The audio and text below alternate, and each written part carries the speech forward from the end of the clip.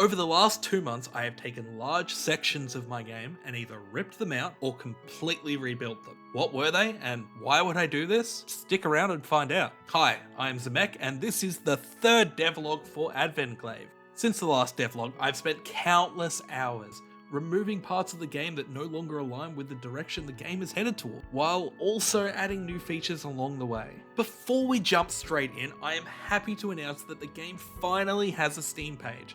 It's pretty bare bones at the moment, but over the coming months, more content will be slowly added to it.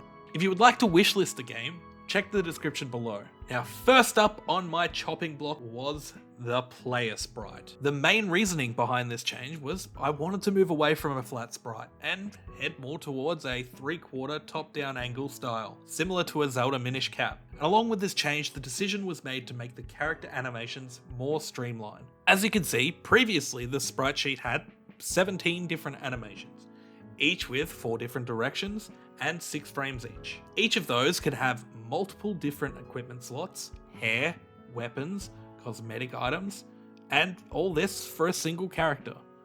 This started to become a massive maintenance burden, and the game had barely started being built. This new model has reduced that significantly, trying to focus more on animations that can be shared for multiple different actions. These will be the basis for the new spell system. The next to face the wrath of my axe was the inventory. In this world, magic is everything.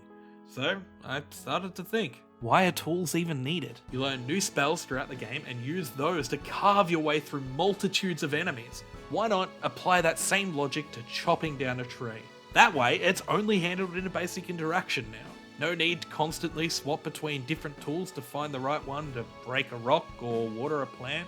These changes were made to focus on combat and not to have the toolbar management take away from that. Although a lot of work did face the fire, out of the ashes, new features arose. We finally have magic in the game. Spells are slowly being added in, and I will dedicate an entire devlog to combat when it's more fleshed out. With this addition, the toolbar needed a facelift. After a little bit of makeup and a montage, we now have a revitalized spell bar. Health has been shifted to the top left corner, similar to Zelda, but functions in the same way it does in Terraria. Each heart is worth 20 health, and the maximum can be raised throughout the story. Your spells will now use the Aether resource, and is built up by attacking your enemies in combat. This encourages the player to chain more fights to allow for bigger spells to be cast, increasing both the risk and reward.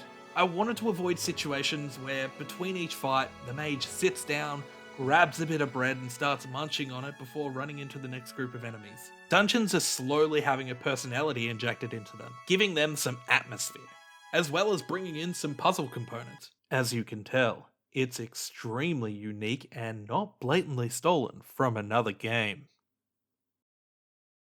This will start as the basis for the beginning dungeon, where you receive your grimoire and begin your adventure. And enemies have finally started to infest the game. While their AI is lackluster, this is the beginning of starting to build out combat. Although there were some issues along the way, it is a foundation I could build on. If you've missed any of the previous devlogs, you can find them here in this playlist. And if you're interested in keeping more up to date with the game's progress, the Discord link is down below too.